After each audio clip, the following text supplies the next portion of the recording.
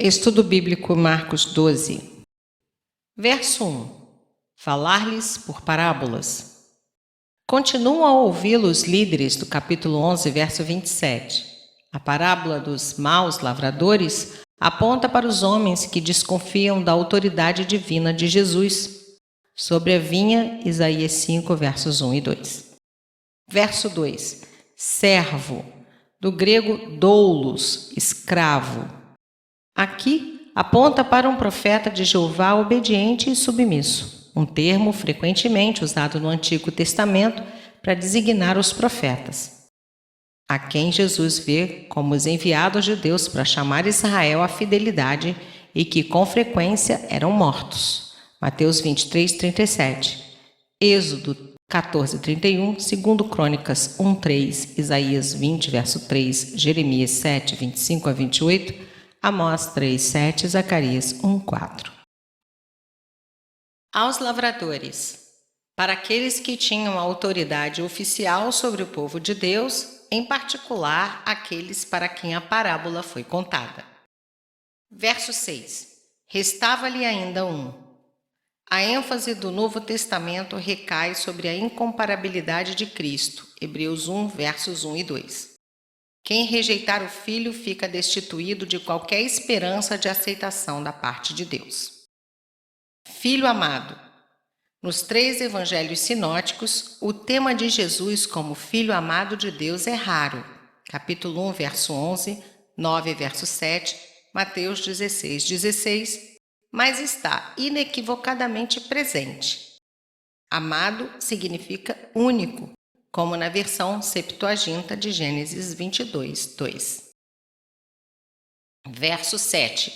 Ora, vamos, matemo-lo. As mesmas palavras de Gênesis 37, 2, usadas na versão grega. Uma vez que Jesus já havia alcançado tamanha quantidade de seguidores, os líderes judaicos acreditavam, à semelhança dos lavradores, que a única maneira de manter sua posição e poder sobre o povo era se matassem Jesus. João 11, 48. Verso 9. Dono da vinha. Grego, kurios, senhor. Indica que Jesus será o juiz. Capítulo 14, verso 62, Atos 17, 31. Quanto àquilo que o dono fará, veja Mateus 21, 41, onde os ouvintes concordam com a justiça desse juízo divino. Passará a vinha a outros. Em Mateus 21, 43, lemos: será entregue a um povo que lhe produz os respectivos frutos, sugerindo tanto à comunidade dos discípulos que estavam em torno de Jesus, Lucas 22, 29 e 30, quanto à missão aos gentios, Mateus 8, versos 11 e 12, Romanos 9, 22 a 26. Versos 10 e 11. Este trecho é citado palavra por palavra, conforme a versão grega do Salmo 118, 22 e 23. Principal pedra. Provavelmente a pedra que ajunta e completa o edifício, Atos 4, 11 e 1 Pedro 2, versos 7 e 8.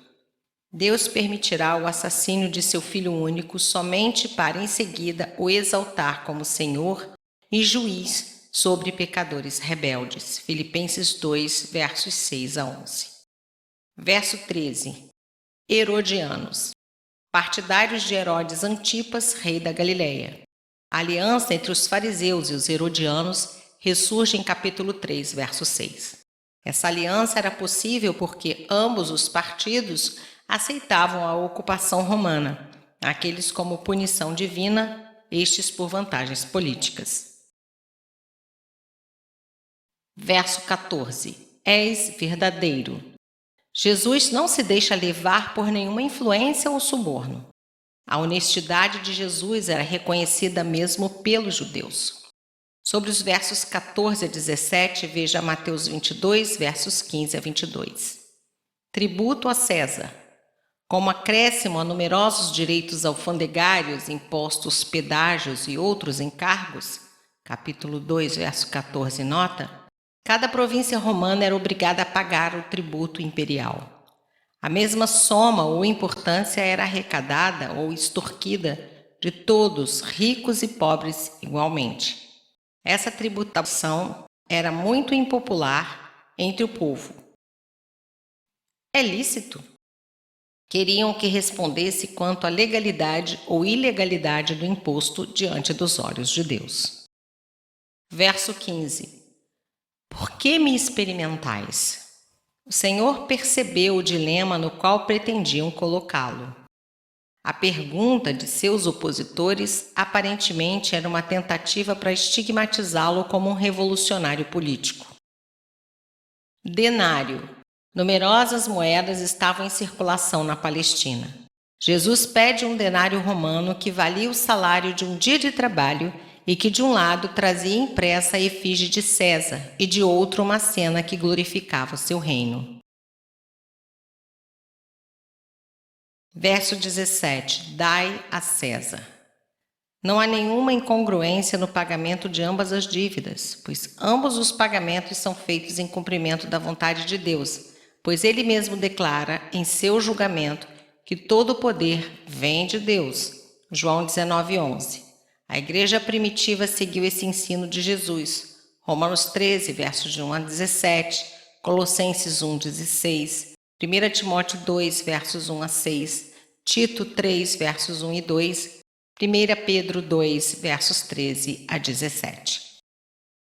Nota: o Novo Testamento apresenta os seguintes princípios relativos ao Estado. Primeiro, o Estado existe dentro da vontade de Deus. Romanos 13, versos 1 a 7. Segundo, quem recebe benefícios do Estado fica obrigado a cumprir as responsabilidades por ele exigidas. Terceiro, o limite dessa responsabilidade não ultrapassa a vontade de Deus claramente gravada na consciência e expressa na Bíblia, Atos 4:19. Versos 18 a 23. Os saduceus. Era o partido aristocrata dos sacerdotes, rico e proeminente na política, que na época era subordinado aos romanos. Limitando-se à aceitação apenas dos escritos de Moisés, negaram a ressurreição e os anjos. Atos 23, versos 6 a 8. Sobre a pergunta dos saduceus, veja Mateus 22, versos 23 a 33 e Lucas 20, versos 7 a 40. Verso 24. De não conhecerdes, isto é, de não entenderdes. Eles não entendiam o que ensinavam das Escrituras com referência à ressurreição, versos 26 e 27, e subestimavam o poder de Deus de ressuscitar os mortos e de resolver todas as aparentes dificuldades relacionadas com a ideia da ressurreição. As pressuposições dos saduceus os tornaram incapazes de entender a palavra de Deus. As Escrituras, o Antigo Testamento como um todo, não apenas o Pentateuco. Verso 25. São como os anjos. A vida celestial está totalmente fora do alcance da compreensão e até mesmo da imaginação humana. Os saduceus negaram a existência dos anjos. Verso 26. No trecho referente à sarça, Êxodo 3, versos 1 a 6. Neste verso, o Senhor confirma a inspiração e a historicidade do livro de Êxodo.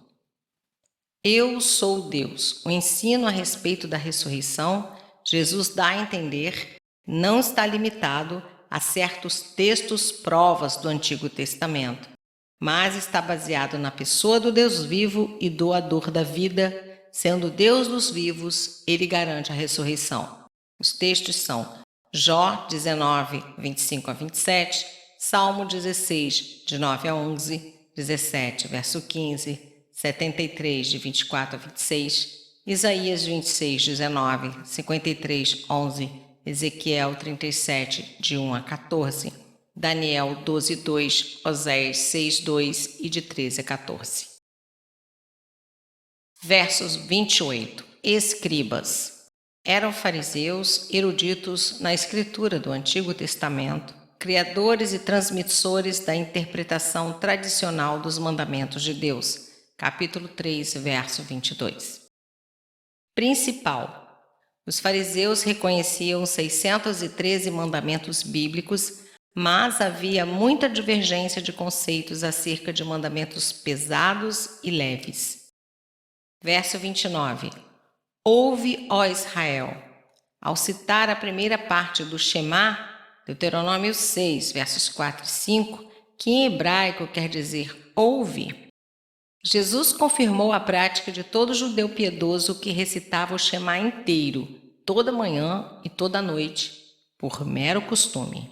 Números 15, versos 37 a 41, Deuteronômio 6, de 4 a 9 e 11, de 13 a 21. Verso 30. Amarás, pois, o Senhor. Tirado de Deuteronômio 10, versos 12 e 30, verso 6, Jesus usou a própria palavra de Deus do Pentateuco para responder à pergunta, indicando a natureza ortodoxa de sua teologia. Mateus 22, verso 37. Nota homilética. Amar a Deus exige, primeiro, todo o teu coração, a sede dos sentimentos e da motivação. 2. Toda a tua alma, a vitalidade e o tempo integrais. 3. Todo o teu entendimento, a inteligência. 4.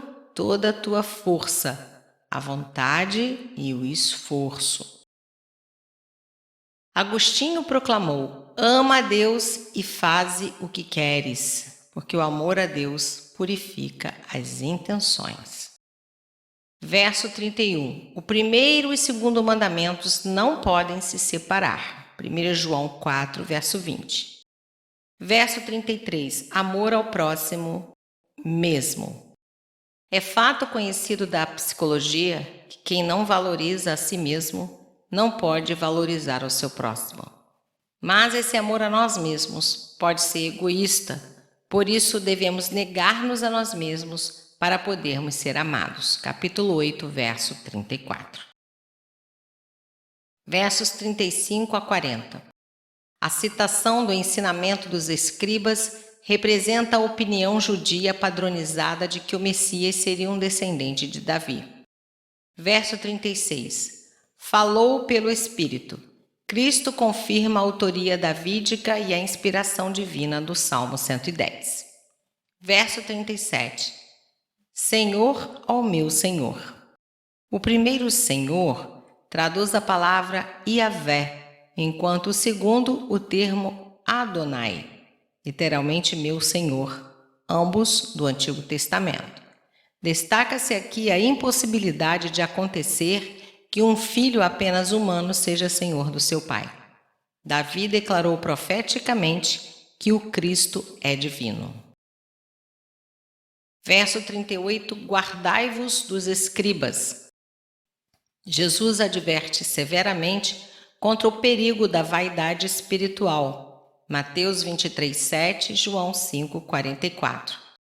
A advertência semelhante é encontrada em capítulo 8, verso 15. Vestes talares. Mateus 23, 5 e Números 15, 38.